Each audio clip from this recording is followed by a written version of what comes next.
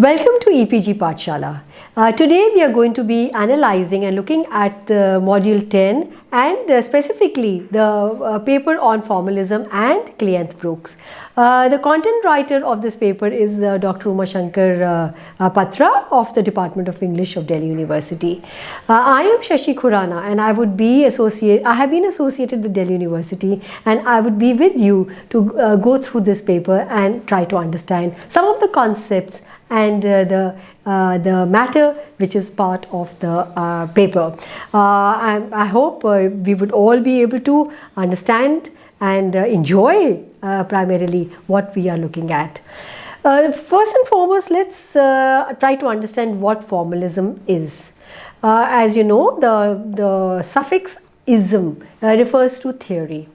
So formalism refers to a particular theory, and specifically it refers to the school of literary criticism and theory which originated in the second decade of 20th century in Russia.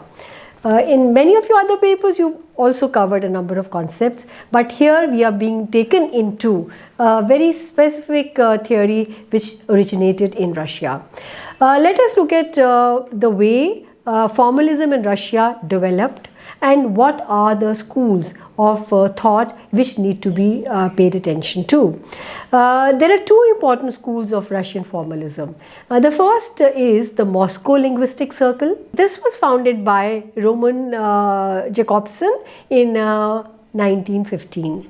The members included in this particular group or circle were Osip Brick and Boris Tomaszewski. All important propounders of the theory of formalism, which we would look at in details as we go on. What is it that the formalists did in comparison to or in contrast to the other theorists?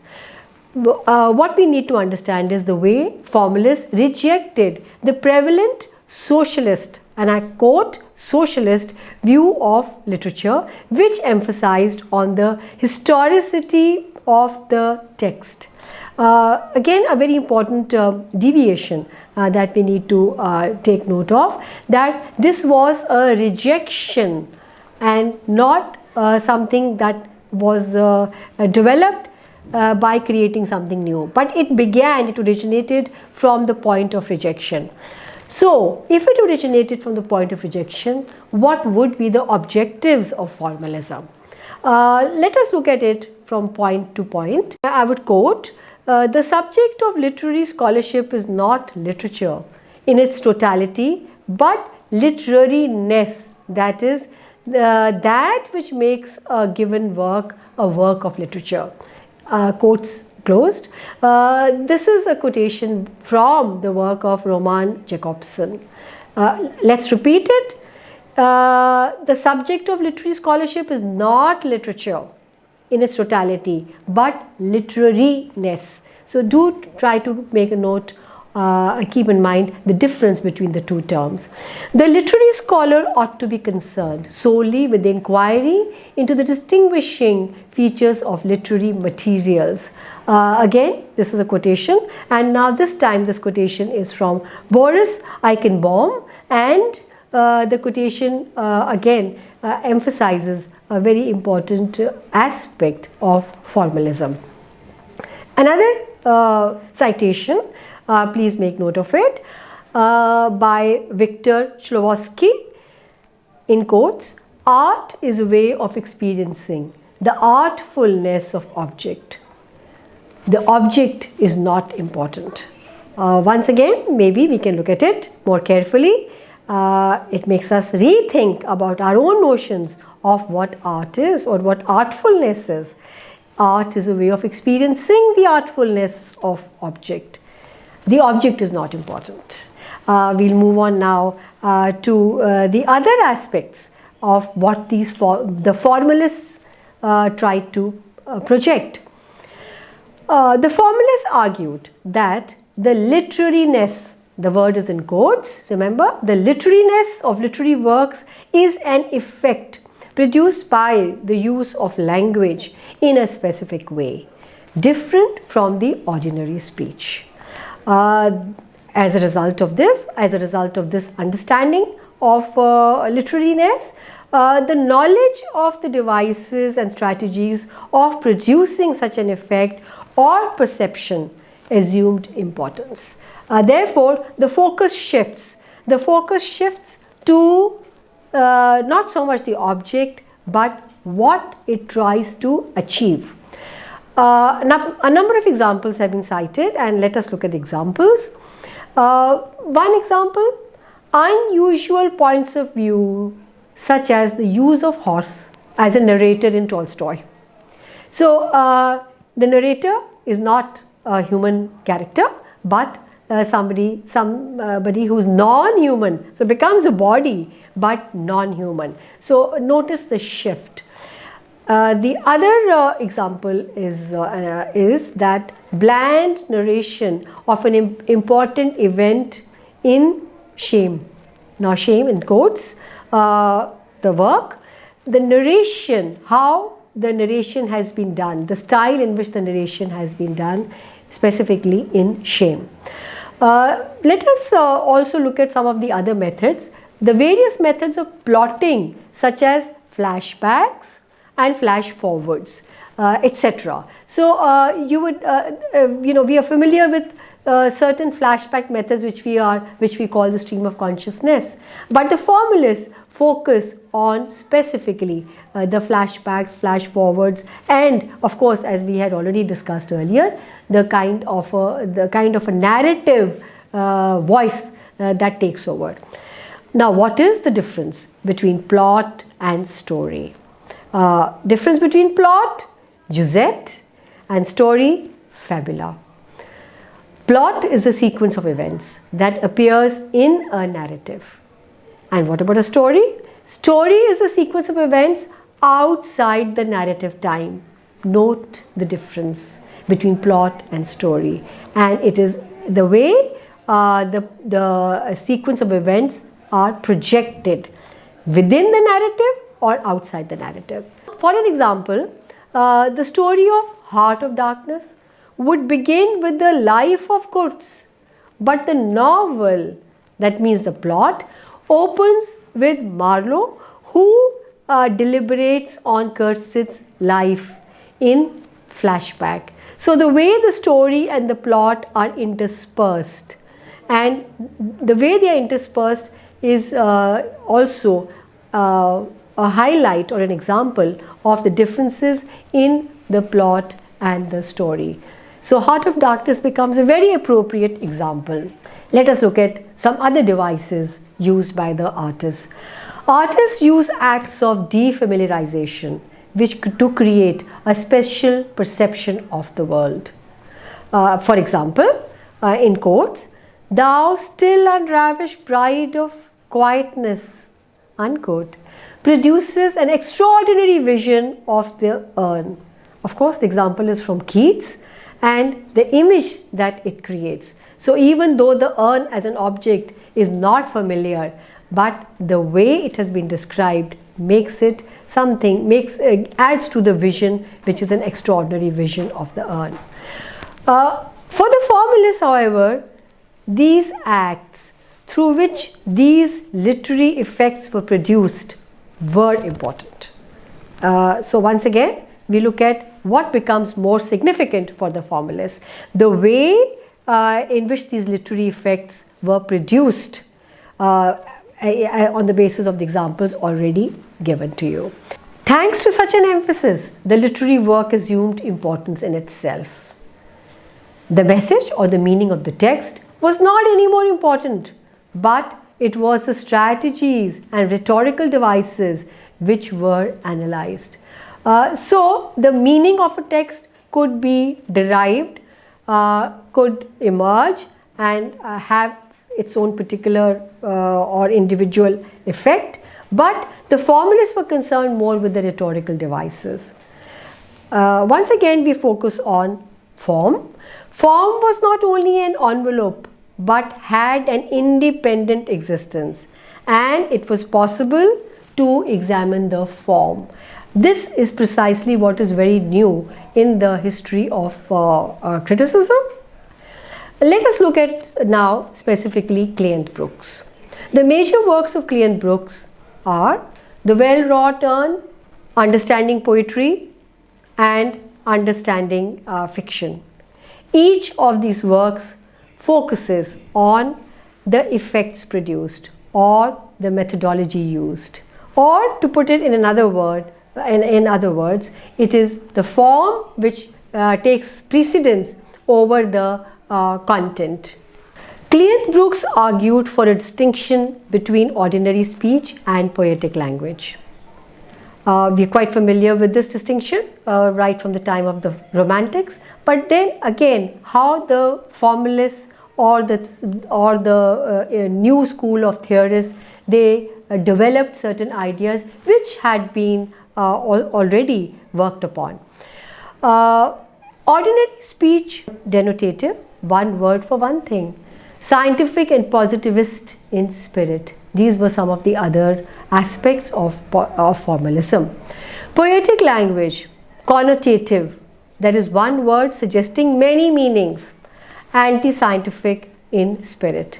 So once again we look at the way the formalists developed and also emphasized on very specific aspects of literature.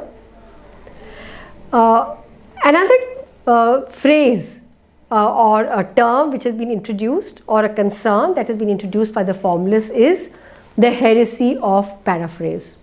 According to the formalists, poetic language is not reductive.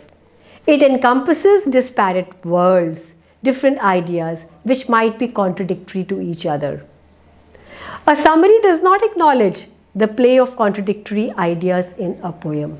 So therefore, it is a complete rejection of paraphrase. Perhaps paraphrase is an exercise that we as students and teachers are very familiar with, and we feel that it becomes an important tool for understanding. But please note the rejection of paraphrase.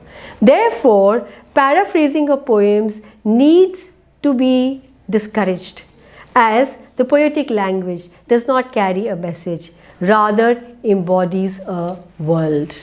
Paraphrase method, an exercise that we are so familiar with, that method becomes something which is rejected by the formalists. For example, to analyze Ode on a Grecian Urn. The urn, even though lifeless, captures external life and is a reminder of the vivacity of life in the face of death. Thus, the poem stages the binaries of life and death, art and life, status and dynamic, and works through the literary devices of metaphor, irony, and paradox.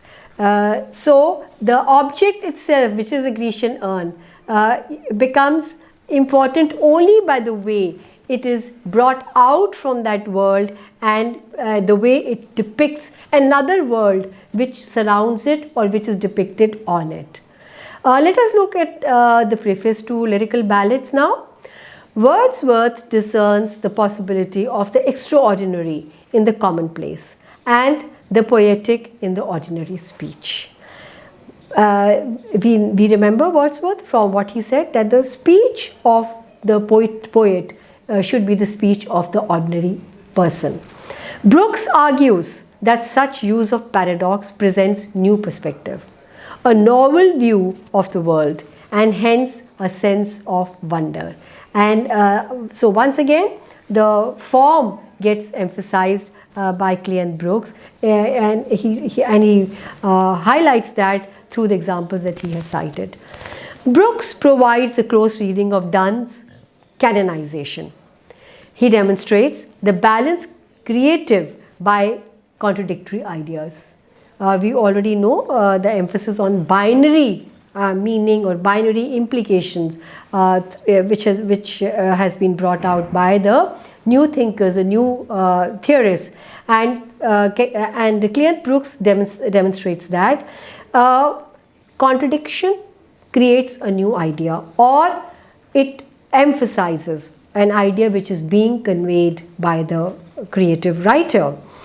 Cleanth Brooks argues about the unified harmonious whole created by such use of paradox. Therefore, paradox itself contributes to a complete meaning, even though the ideas used or the statements made are so contradictory. As part of the criticism of Brookes, many later critics found fault with Brookes' unified whole theory. They argued that the poem with its inherent tension results in disruption rather than creative a harmonious whole. So this is one of the criticisms that has been made against Brookes' way of understanding and projecting. The new critics were also criticized for the lopsided approach of structural analysis, which did not take into account the historicity of the text. In their favor, it could be argued that they were seeking to further an experimental method of criticism by focusing only on the text, not extra text material. So this needs to be emphasized once again so that we are able to grasp how the new critics were different and what was their concern as compared to the earlier critics. It is really the text which matters and nothing else except for the text. The new critics also taught us the methods of close reading, and close reading in inverted commas from the text of Cleanth Brooks, which has informed later schools of thought which eventually went on to criticize them. So close reading becomes not just an exercise but an important method and an important norm or a rule which has been projected by the new critics, and of course one of them who we are studying in detail is Cleanth Brooks through his various works. The basic difference as cited by Cleanth Brooks and his associates between practical language and poetic language had its origins in the study of Russian linguist Leo Jakubinsky. So this becomes, Leo Jakubinsky becomes an important founder of this difference between, or of citing the importance of the difference between the practical language and poetic language. According to Jakubinsky, practical language is used for means of communication and has no independent value, whereas the poetic language, in quotes, acquires independence, unquote. When we are talking about, or when we are trying to understand the difference between practical and poetic language as propounded by Jakubinsky and supported by the other formalists, let us look at some examples so that we are able to understand this whole concept or this whole approach in a more comprehensible way. For example, a sentence like, and I quote, "You are beautiful," unquote, would communicate certain emotions of feeling, of response, depending on the context and the people involved. Therefore, the sentence "You are beautiful" becomes communicative, evokes certain emotions, and all this depends on the context and the people involved. But a line from a poem, and I quote again, "Oh, my love is like a red, red rose," unquote, does not only communicate but it also assumes a certain independent existence for its sound patterns and simile.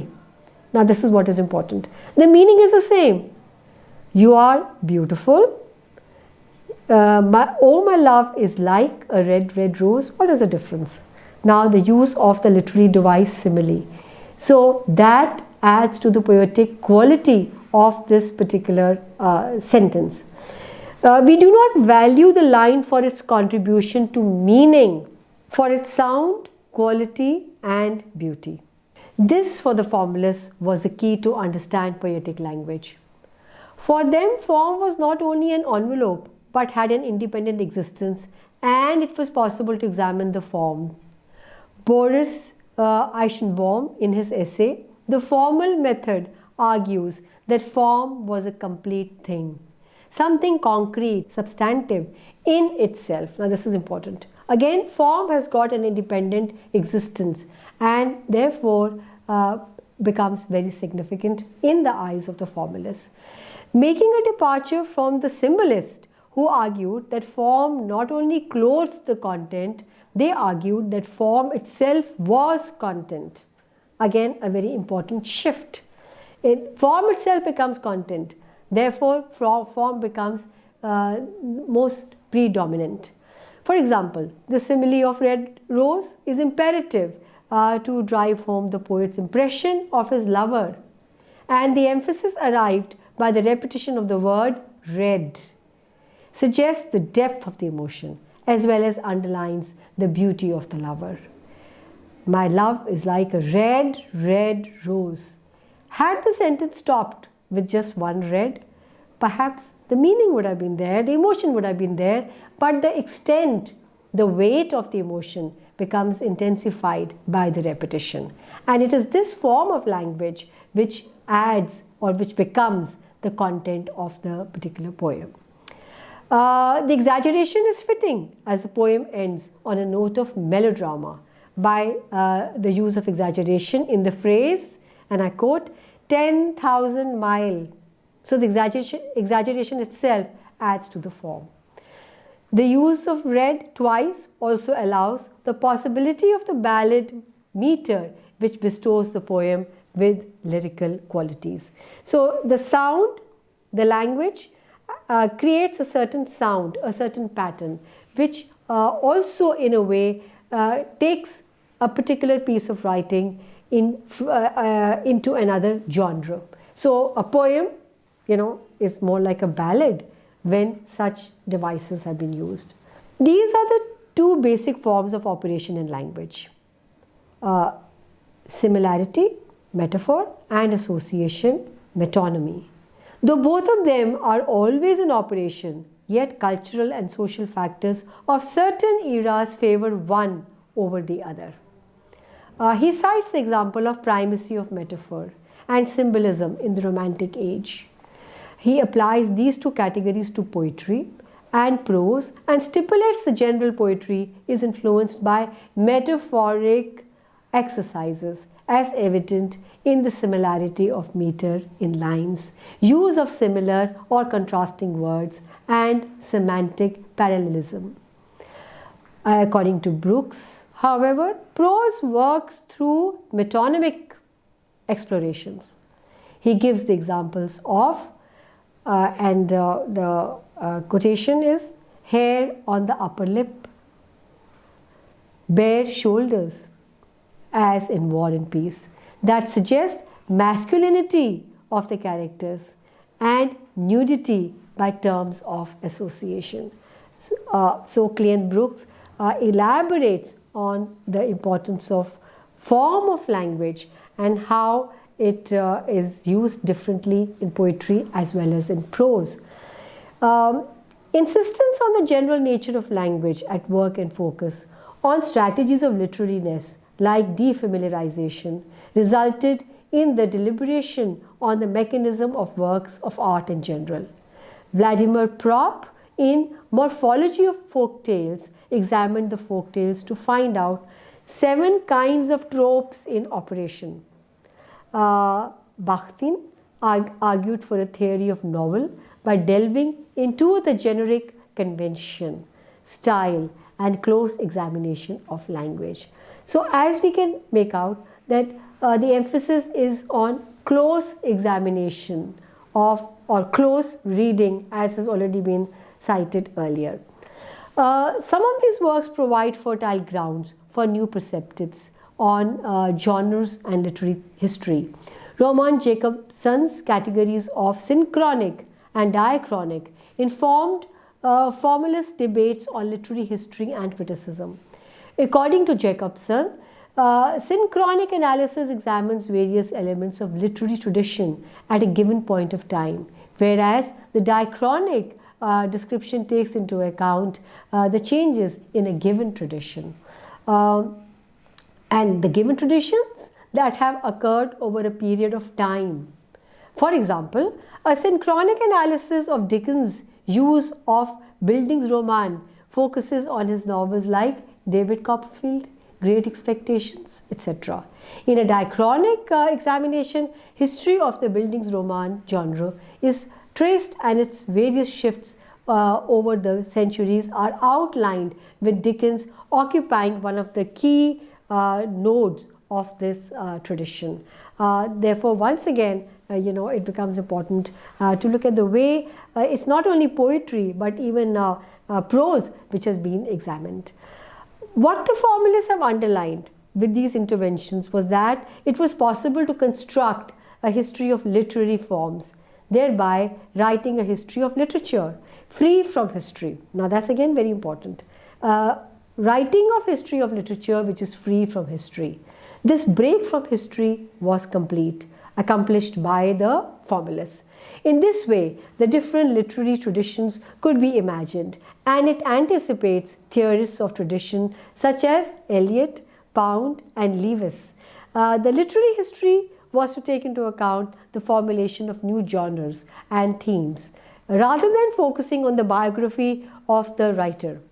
As a result of this kind of literary history, many forgotten writers and works were to find their place, resulting in the revision of tradition. Very important. So look at the seminal intervention that was made by the formalists because of their approach or their understanding of how to read a particular text.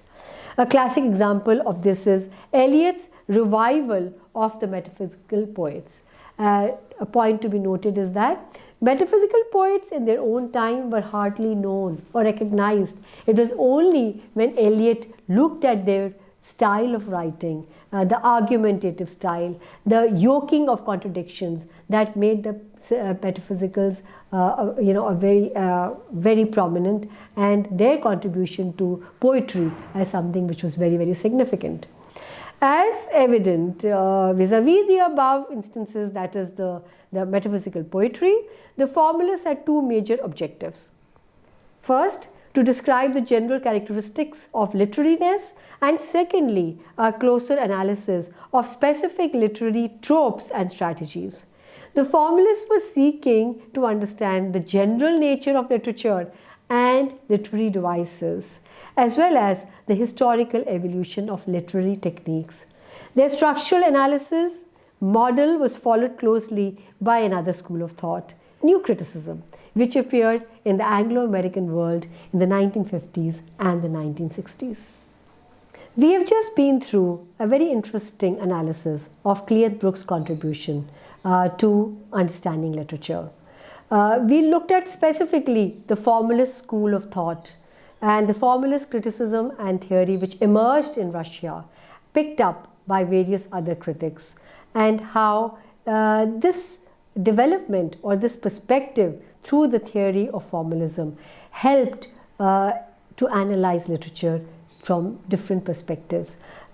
We discovered that what is important is not so much the content. What is important is the way the content has been presented.